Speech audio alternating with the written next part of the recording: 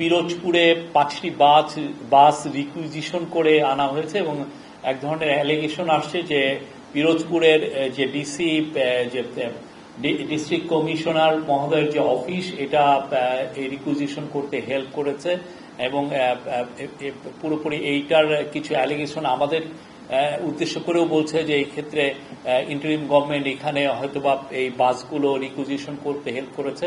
আমি এখানে দ্ব্যর্থকণ্ঠে বলবো যে আমাদের এখানে ইন্টারিম গভর্নমেন্টের এখানে কোনো রোল নাই।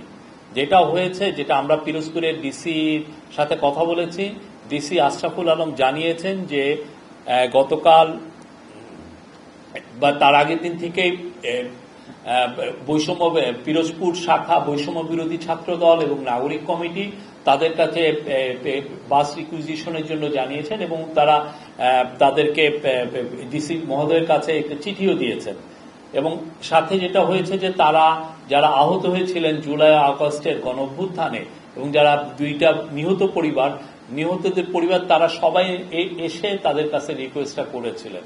সেই রিকোয়েস্টের প্রেক্ষিতে এবং এক ধরনের প্রেশারের প্রেক্ষিতে তারা 5টি বাস রিকুইজিশন করাতে হেল্প করেন, কিন্তু এই বাসগুলোর কোনো ধরনের কোনো পেট্রোলের খরচ বা এটা যাতায়াতের খরচ কোনো খরচ এই ডিসি অফিস থেকে দেওয়া হয়নি। এখানে কোনো মনিটরিং ইনভলভমেন্ট ডিসির কর্তৃপক্ষের মধ্যে ছিল না এবং আমরা দেখছি যে এই ধরনের ঘটনা আরো কোথাও রিপিট হয়েছে কিনা।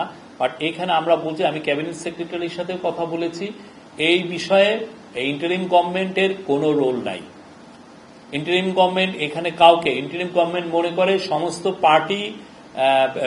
সমস্ত পার্টির জন্য সে লেভেল প্লেইং ফিল্ড তৈরি করছে যাতে সুন্দর একটা ইলেকশনে, সুন্দর ফ্রি অ্যান্ড ফেয়ার ইলেকশনে সমস্ত পার্টি পার্টিসিপেট করতে পারে।